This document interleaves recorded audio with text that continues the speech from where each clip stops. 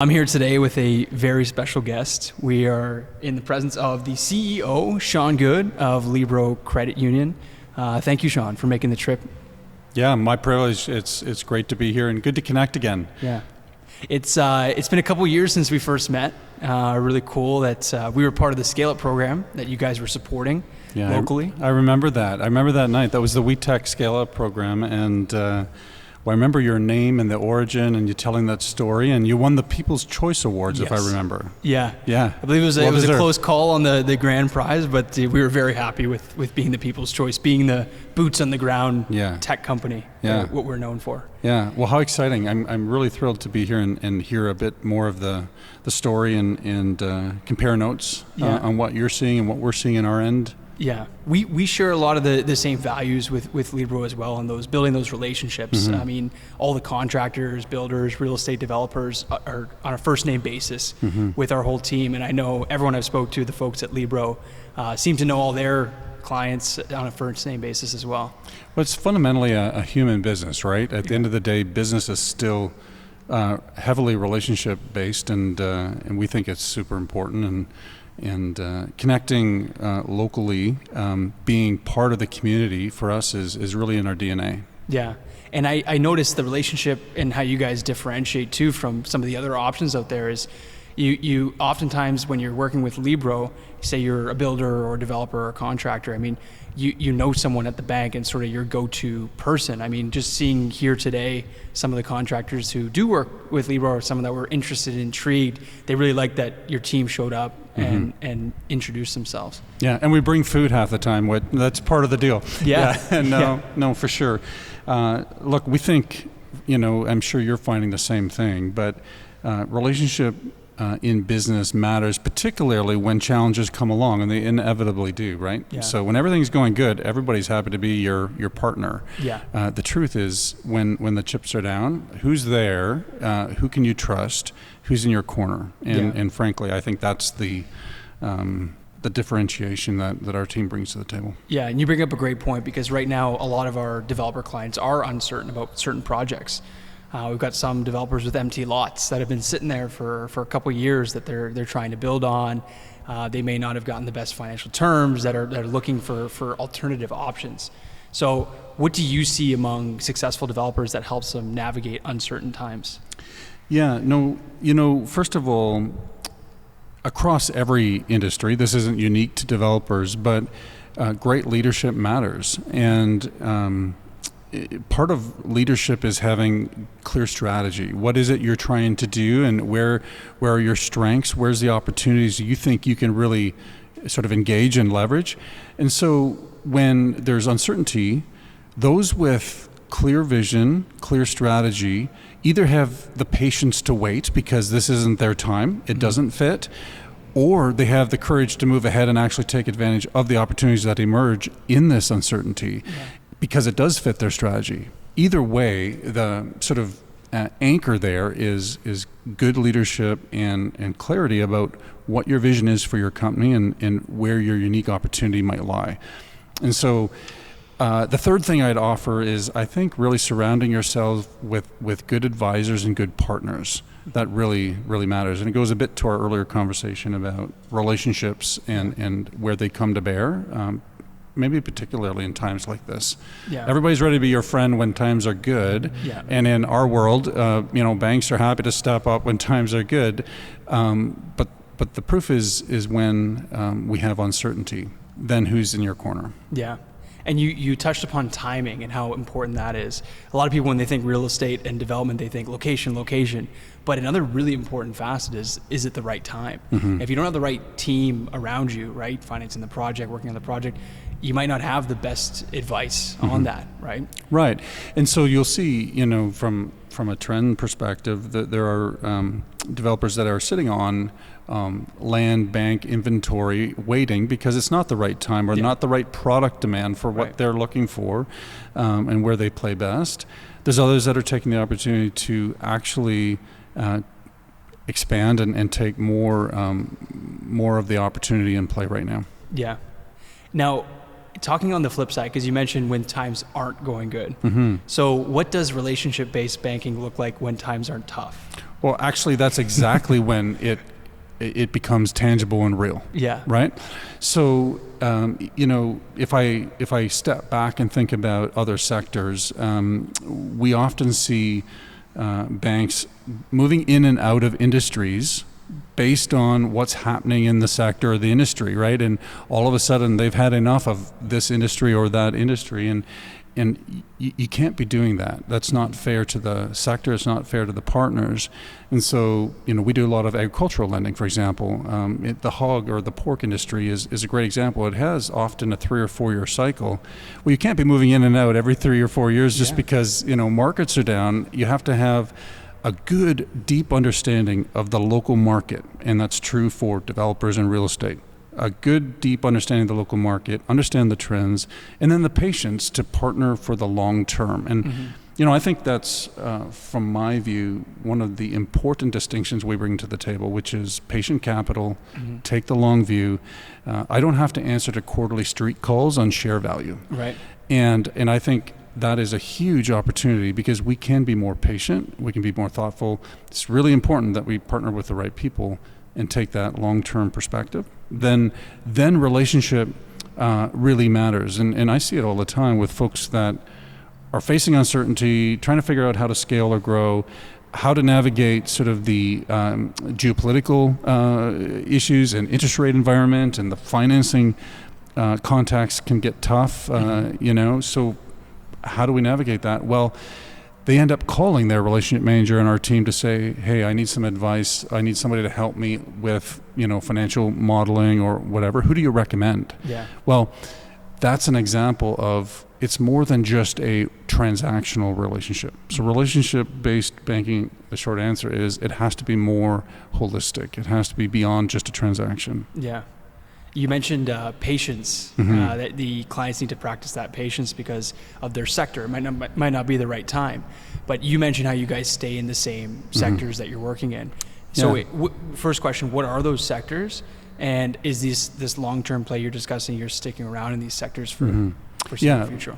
For sure. So over 50% of our business is in commercial and agriculture as a group, as a category, and within that then we specialize and focus, right? So I don't do much submarine financing, but we do a lot of agriculture. About half of our commercial and ag book would be on the agricultural side, and that's everything from grain and oil seeds to, I mentioned hog and pork and various livestock. Lots of different agriculture, general industry, trades and construction, real estate development. We specialize in that as well. That's a big part of what we do on the commercial side. So, yeah. And you mentioned having a pulse of the local market and the fact that you don't have to answer to those quarterly calls, right? You support locally. Libro has a great presence in all the different locales that it's in. Examples like Scale Up. Why support initiatives like that? And is that part of your long-term strategy as well? Yeah, so it is. So first of all, part of the model is where we have local decision making, right? So you get access to decision makers. So that's important. So you not only need to understand the local market, but you have to have access to decision makers have to be close to the ground. So the opportunity to invest in things like Scale Up and partner with startup businesses or organizations that support startup businesses is important. This is a Canadian challenge, actually. We have a productivity issue in Canada. We have an innovation issue in Canada. And I would argue part of that is because we have a capital supply issue in Canada. And we're audacious enough to think that we can be part of that solution.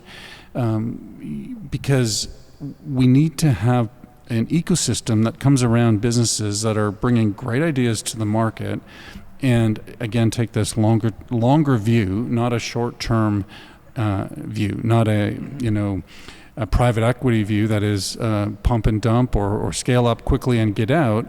They have a role to play, but that's not our role. We're looking at a longer-term relationship, and I've got lots of exhibits of where that's paid off in spades for both our business owners and for us. Yeah.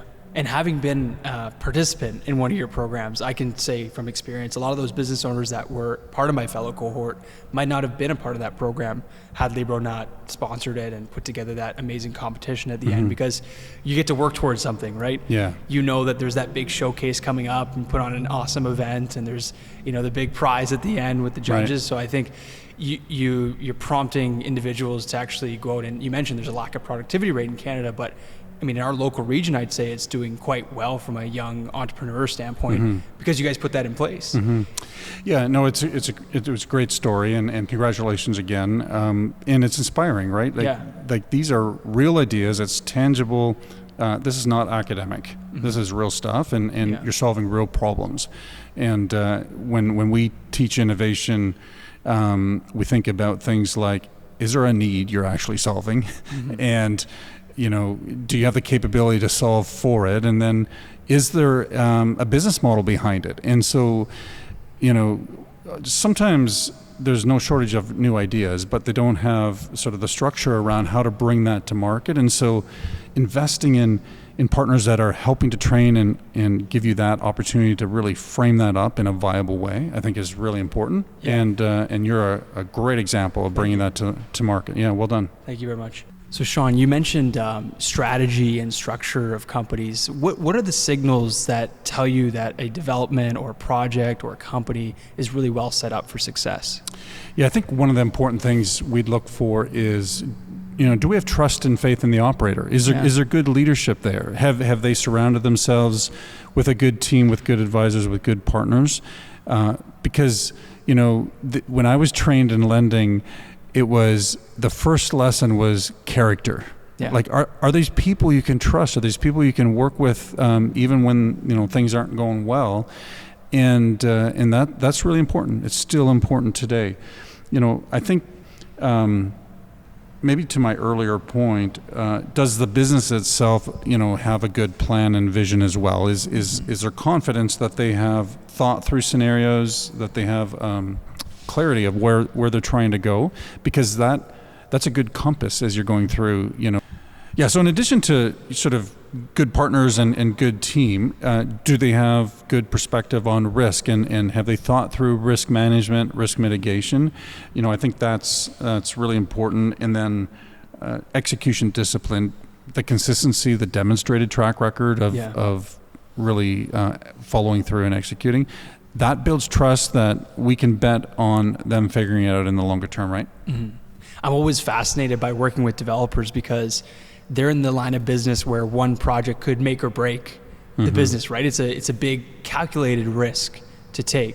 So I hear a lot oftentimes from developers of, which trade should I work with, which suppliers should I work with, which architects. It's always like understanding who's the best team to put around me, but I think also thinking who's the best finance partner to work with as well. I think it's seen as a mandatory item to have, but I think you can go a little bit deeper if these people are able to help me beyond just the dollars for the project. Right, and I would say truly your financial partner is just another partner around the table. Yeah. They need to show up that way, and I think it has to be beyond just the transaction. I think I'm probably less interested in it's just one-off transactions. Touching on that earlier conversation about relationship and really building those partnerships. So thinking about more holistic partnership in a financial institution, yes, there's the transaction in play, but you have other needs, cash management needs, thinking through all of the things that go along with running a business. Like, that has to be part of the conversation. If it's just one-off transactions and 1/8 of 1%, well, you'll come and go for that, and that it is important, has to be competitive, but that's not really a fulsome relationship. Yeah. That's transactional. You mentioned the importance of character. And now, having worked with a number of the Libro team members, I noticed you have a team of great character, great integrity. As a leader, building a culture of great character, great integrity, what is that like? It is actually, I often say I'm the culture officer, Yeah. right? Like I'm kind of the gatekeeper around culture and values. So, for example, not just at the senior team, but for those that they hire, I like to have a lunch or a coffee before they make a final offer.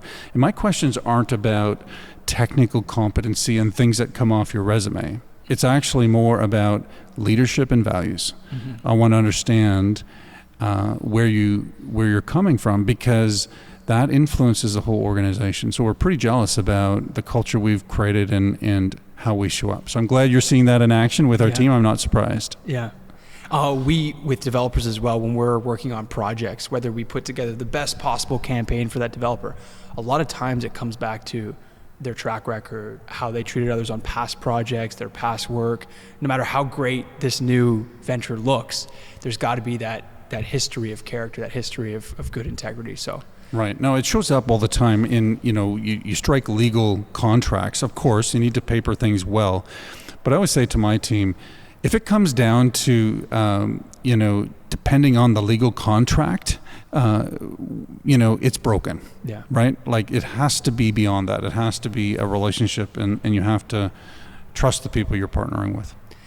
We're in interesting times as well too, with AI and the world moving so fast, and all these companies now are adopting new tools. They're looking for new ventures, new opportunities. I mean, if you were sitting with myself, as you are, with a business owner, how would you advise them to set themselves up for success looking ahead? Yeah, so a couple things come to mind. I mean, first, you should be investing in yourself, your leadership, and your team, because I think your success will be dictated on how strong your team is, and to our earlier conversation around leadership, the quality of leadership, your ability to be resilient will really matter. That requires intentional investment today. So I think you can't go wrong there. Making sure you have good advisors and partners around you, both formally and informally, I think is another important step. Thinking about not just a strategy and a plan, but being ready to adapt and adjust. So your conversation about AI is a great example. My son just graduated and he started university without ChatGPT. He finished with ChatGPT being sort of core to how they operate. Well, the same is true in my world and your world. These are changes that are coming quickly.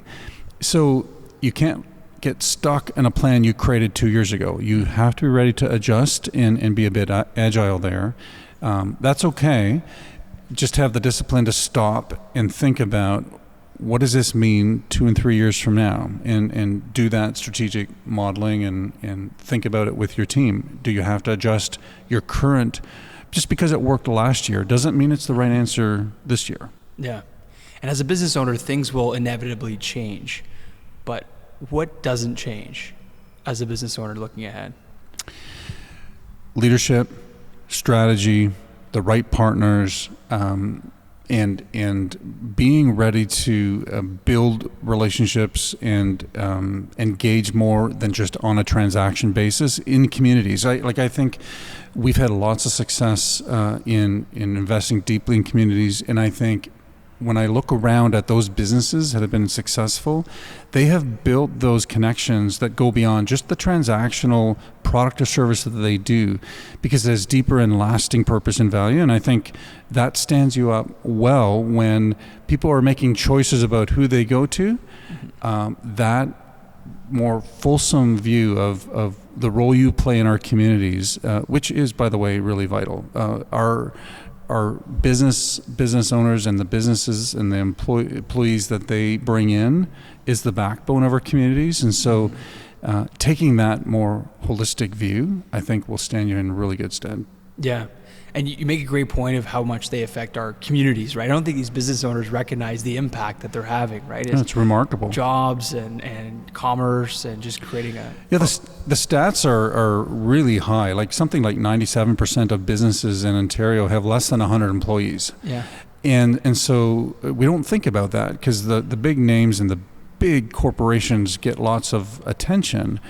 But the truth is, the backbone of our communities is really local business, and often they are sort of lost. They're kind of in that no man's territory where they're not big enough to really attract commercial banking interest, and yet they can't fund it out of their personal line of credit or credit card, right? So in our world, we see this all the time, where we think there's a huge need and opportunity for us to partner in that regard, and I'm sure that's true with other partners. Yeah.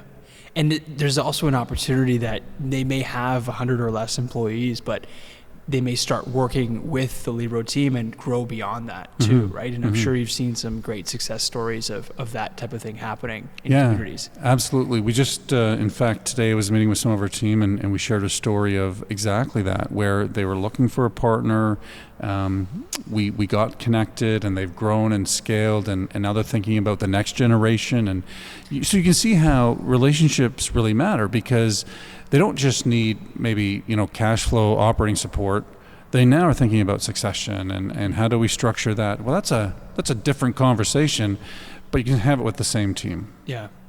You mentioned leadership, and as a business owner, I strive to be a great leader. I know many other fellow business owners also want to be great leaders.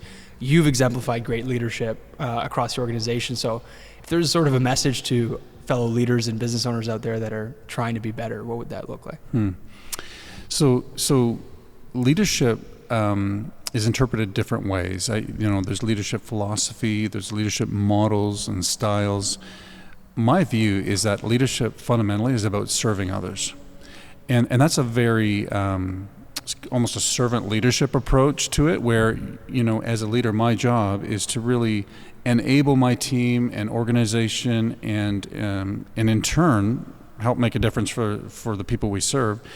So I think if you view it as not through a selfish lens, but rather how do you serve others, your company, your employees, your customers, it's a very radical concept, but very powerful, and it keeps you humble because the truth is, as I'm sure, success that comes is usually because of not you, but because of really smart, good, hardworking people on your team. Yeah. And so I think it keeps the ego in check as well. But leadership, in my view, is the catalyst to success at every level.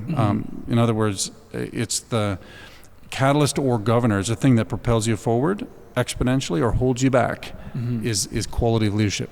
Most problems around us, and you listen to the news, boils down to leadership issues. People haven't led themselves well, or they haven't led others well, or maybe the country. But we won't get into politics. Yeah. Now, you're leading a much larger org than myself, but from my personal experience, I understand leadership in the sense, too, of every client who comes through the door, meets with one of our team members, are going to get a very similar experience, a great experience, right? Because we all share what the company stands for. Now, in a much larger org, keeping that consistent, too, across 1,000 plus people, right? Making sure that consistent experience is lived through. As companies start to scale, how do you not lose sight of who you are? Fascinating question, and a very important one. So our view is you need to be purpose driven. You have to be very clear on what your underlying purpose is, and you build your strategy on top of that. That's how you bring your purpose to life. So I take that really personally. I actually, right now, in the middle of a whole series of town halls and road shows across the province, engaging our teams in person, and we start with describing what our purpose is, which is really strengthening financial well-being, right? And what does that look like? Why does that matter? How do we bring that to life? And everything should be tested against that. So I think that is the leader's job, is to carry that sort of purpose mantra really close and be the champion of it and articulate it always, often, and call people to that. Because I think if you, everybody shows up and wants to do their job, but if you can connect what you do with how you make the world a better place, if you can see how what you do contributes to this greater purpose, you work differently. Yeah. How can you tell when you have a purpose-driven organization? When they challenge me on decisions because it's not aligned to purpose, right? It, It's the best pushback I get. Say, this doesn't actually align. I'm like, now you get it. Now you're testing the actions, the decisions, and the choices we're making against that purpose or against that strategy. That's really powerful. It's my favorite kind of question. We come across a term called psychological safety. So making it safe for team members to work outside the box or make suggestions of how to do things differently or disagree. Or what's not working. Right. Yeah, no, it's again, with a servant leadership sort of view where you're really there to serve your team, it's easy then to make it safe to say, well, it's not working because I actually care about enabling you to be really effective in your work. Yeah. And we've, I think, done a good job there. I've got lots of good hard questions as we go around and chat about how the strategy is working. So that's great. And coming from a more and no shot at banking at all as an industry. Oh, take a shot. That's fine. It's like, no problem. Coming from more of a traditional type industry, it just sounds like you guys are so forward thinking. Yeah. Like I follow a lot of the bigger tech companies nowadays and just see kind of like the work-life culture that they have and how cool it is. But from a banking perspective, and I mentioned this when speaking to our clients, it's just like Libro's different in that sense. Like they built this, it doesn't feel like a bank, really. It feels like an extension of your business. Yeah. I say we're a cooperative bank. Yeah. People don't always understand what a credit union means, but the difference is in our ownership model. So we're owned by the people we serve. Yeah. Our customers are our owners, and so I never have to differentiate between what's the right answer for my owners versus what's the right answer for my customers because they're the same people. They're one and the same. Whereas the oligopoly banks who are like trillions of dollars and invest capital outside of Canada, they have to decide between what's right for my quarterly share price and my owners on Bay Street versus my customers. Yeah. I never have to make that differentiation. Yeah. And speed is another element as well, right? Because if you want to make changes, I mean, even in a large corp, we talk a lot about competing against some of the bigger companies, but we can move a lot faster, more agile, and then we can make changes that the team members bring forth. Right. How do you maintain that speed as you grow?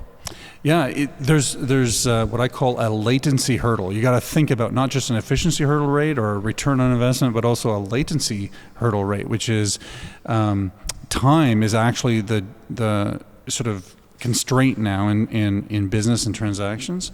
And you're always revisiting that, leveraging technology, AI, whatever. How do I shorten that time? But with we're a large organization, depending who you compare to. But when you compare to the banks, we're very much the small business in financial institutions. We're a very small organization. So we, by default, then are more nimble. We can move quicker. And if we have to make a decision or go left, we can get together and make that decision quickly. Yeah. Yeah. Shawn, what does success look like for you at the company on a local basis and then also as you guys continue to expand? Yeah. I think for me, I grew up in an entrepreneurial family. I saw firsthand the challenges that business owners face trying to figure things out. And I'm really dismayed with, the disconnect that our business owners feel with their financial partners. And the Canadian Federation of Independent Business has really good statistics on this, but local businesses really feel underserved. They don't have fulsome advice, access to the products in a simple, easy way that they feel they need. And we're audacious enough to think we can help solve for that. To our earlier conversation where local business is the heartbeat and the backbone of our communities, they need partners that can be there for them. And for me, then, I would love if in the people that we serve, we don't have the same stats that is true across Canada, where like 1 out of 3 people lose sleep at night because of financial stress.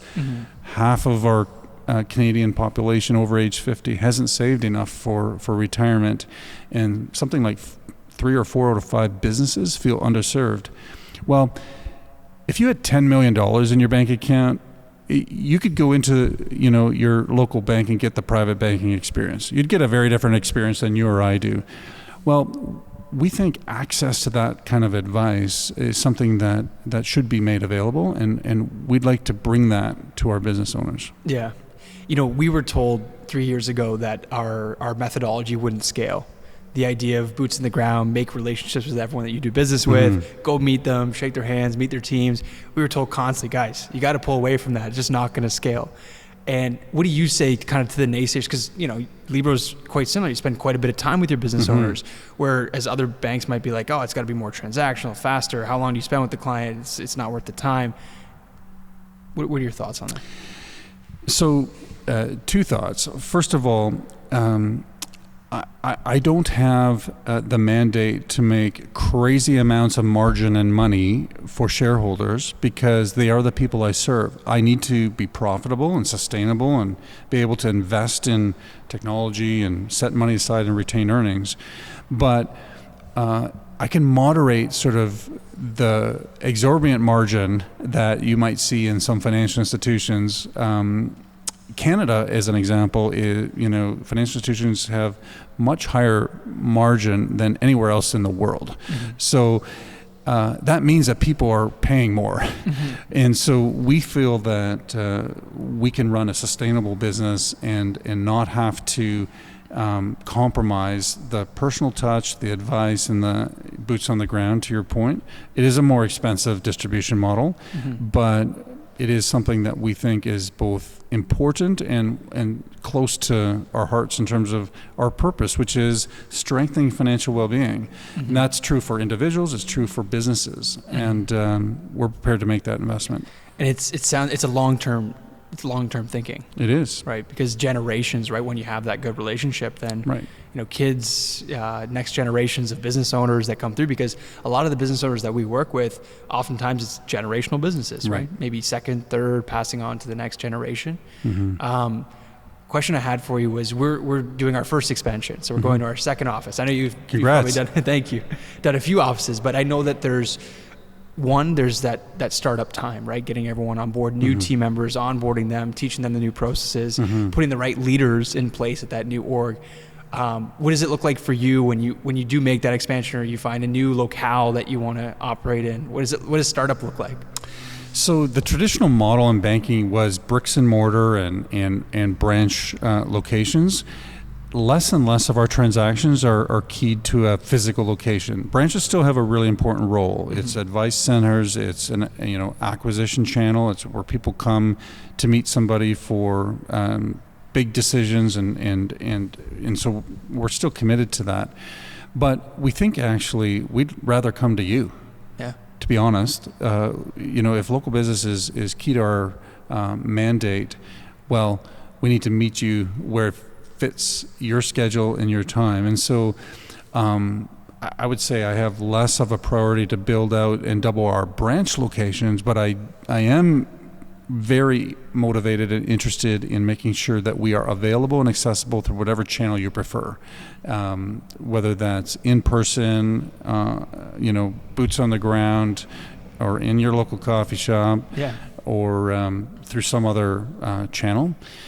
Those are things we're talking about. I like the term you use, advice centers. I think that's a really cool term and approach to having those places. But you're telling me if I'm a business owner, then a Libro team member will actually come out to my shop, my business. Absolutely. Wow. You might even bring food if you're lucky. Yeah. I've experienced that. That's a differentiator for sure. Yeah. For sure.